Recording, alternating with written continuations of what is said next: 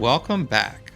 I'm Dr. C, and I'm searching for the Past and Future box, one of 5 boxes that Jon Collins-Black has hid across the United States and provided clues to find those treasures inside his book, There's Treasure Inside. Today I'd like to talk about word search ciphers. There's certainly a lot of confusion going around about this.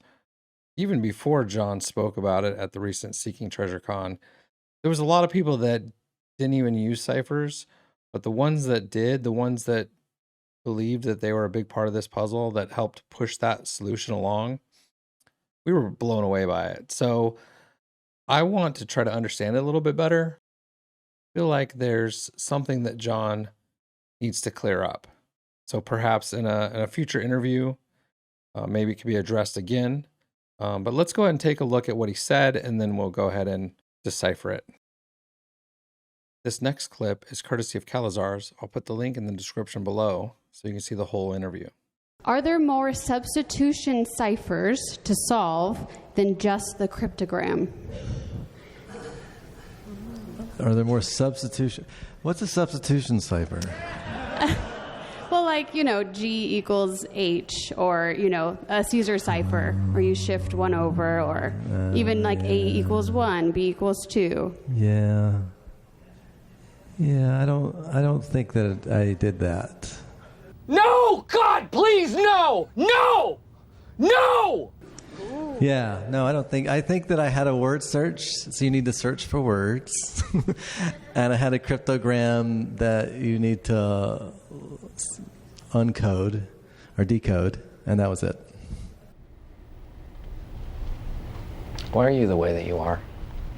Honestly, every time I try to do something fun or exciting, you make it not that way. I think we can all agree that this strongly suggests that there are no other ciphers outside of the cryptogram. But it makes me question, because I've seen so much of this puzzle.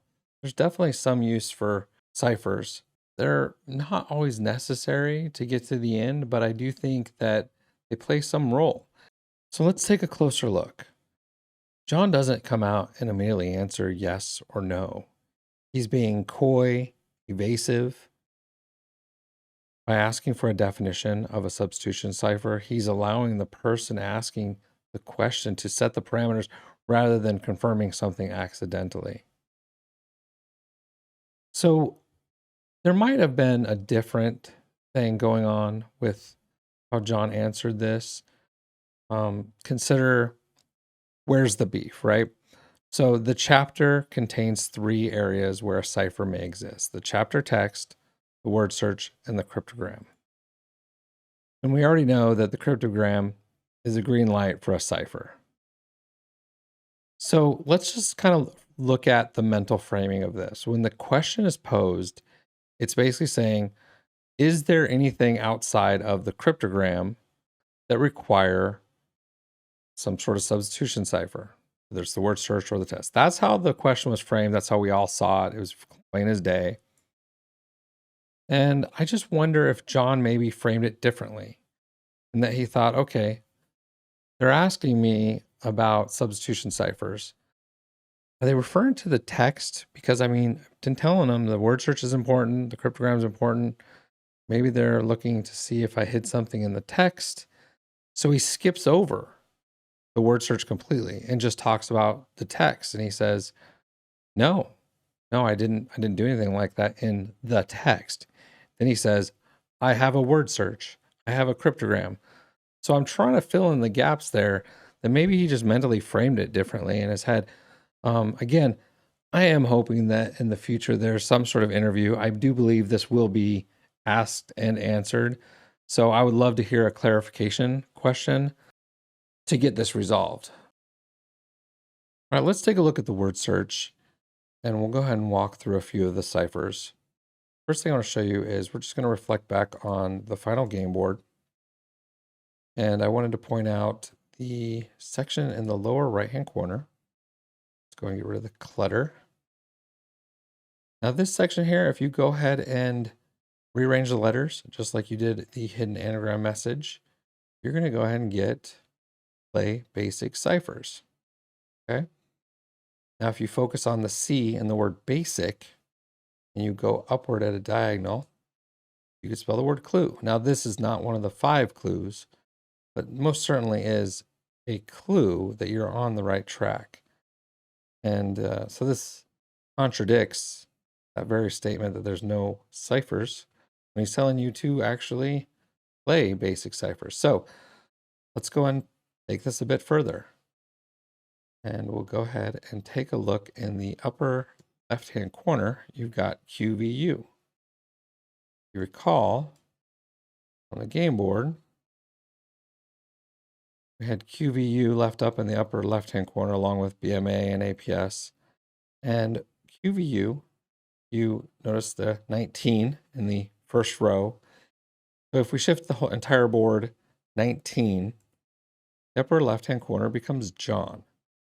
Coincidence? I don't think so. And what else do we find in here? Well, down in the lower quadrant, we find milk and jaws. Now, if you reference chapter 1, page 20, it reads, milkmen still left morning deliveries of bottles at people's front doors. Instead of smartphones, people enjoyed reading comics in their daily newspapers while having a morning coffee.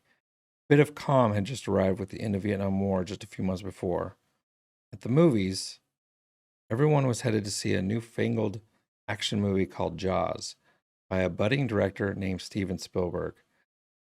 This is a very interesting paragraph that we're sort of directed to from Caesar 19. One interesting thing I've been working on is a word weave.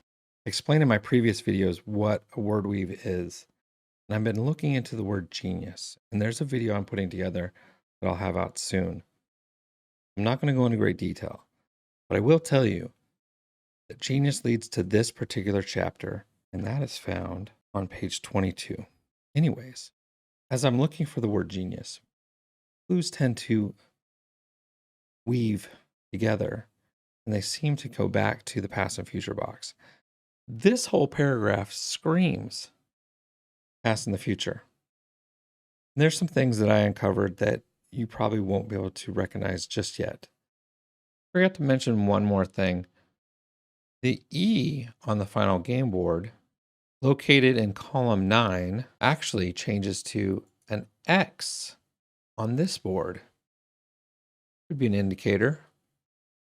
One weird thing on this board that I am actually not a fan of because it creates some confusion, perhaps, but it's box MGM.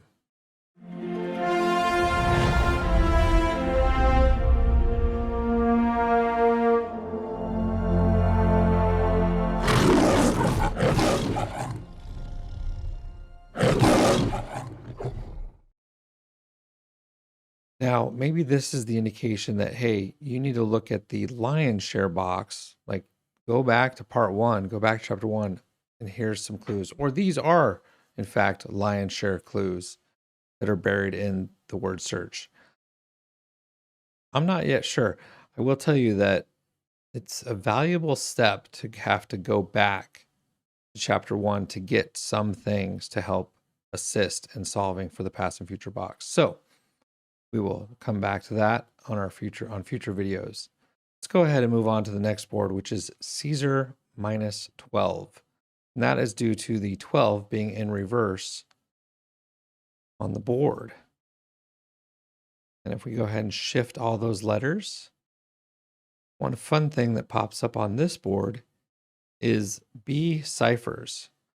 Maybe Jon assumed that we would attack the word search and begin shifting the board and would have all 26 boards of one, shift 1, shift 2, 3, 4, and you get to 12, or maybe we're just doing the words in the board, and that's how you got to a minus 12 here.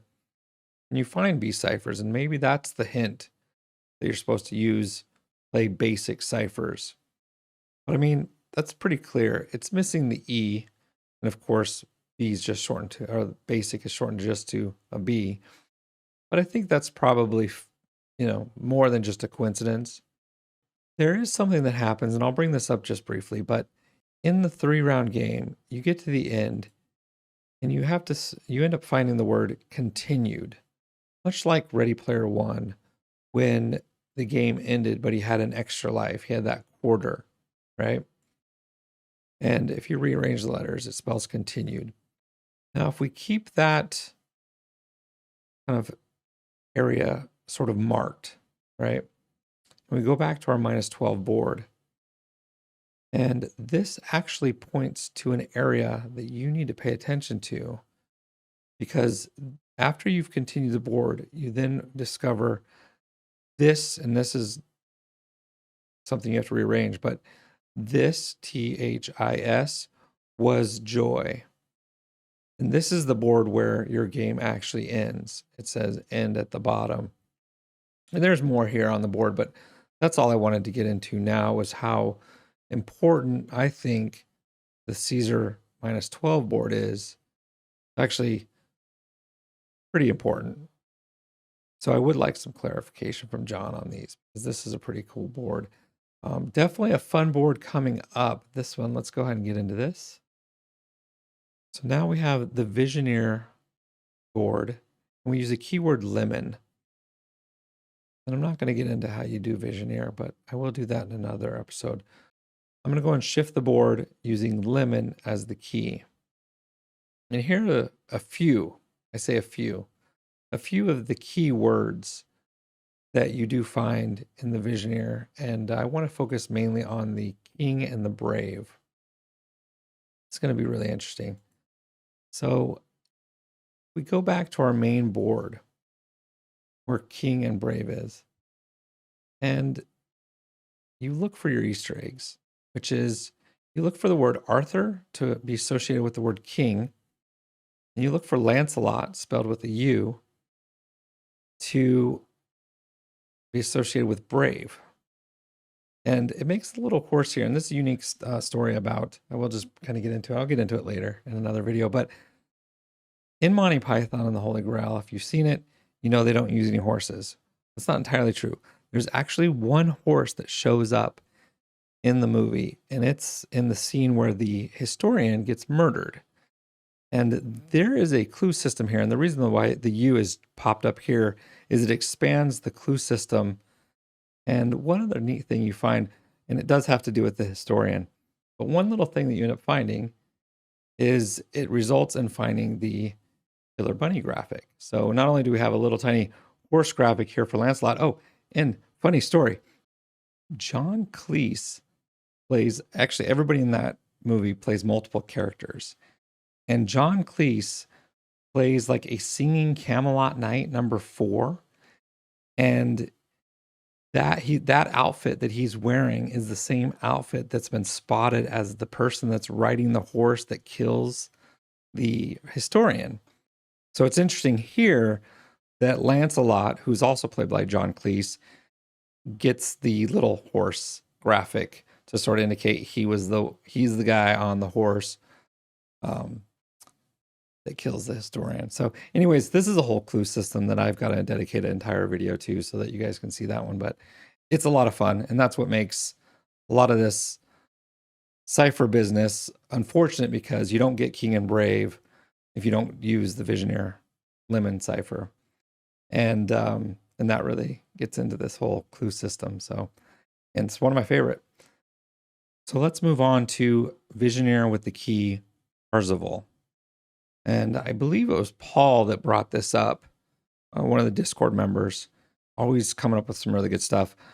I had never considered to use Parzival at all, so this is totally credited to him. But you go and shift the board, and this one's unique because it comes up with Pied Piper. And if you reference page 111, the last paragraph right above the photograph, you'll read the last line, as if Marshall's voice was being played by the flute of the Pied Piper. Hordes of young men from San Francisco began traveling east towards the American River. What's interesting about this, now, unfortunately, there's no genius on this page. At least I haven't found anything genius, wisdom-wise, maybe.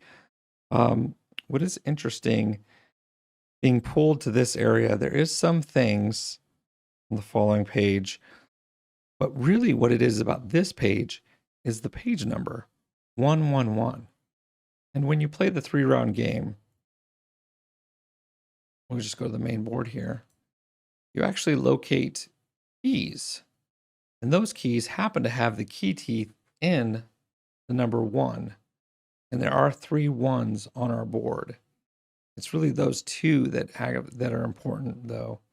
So that will be discussed in another video later. But I think that should just about cover it. I think I made a pretty good case for ciphers being used. As I unveil more of my solution and some other fun clue systems, you'll see how some of these might come into play. And then you can maybe weigh in at that point. So hopefully we'll hear from Jon, though, soon on the ciphers issue. I do appreciate you watching, and see you next time.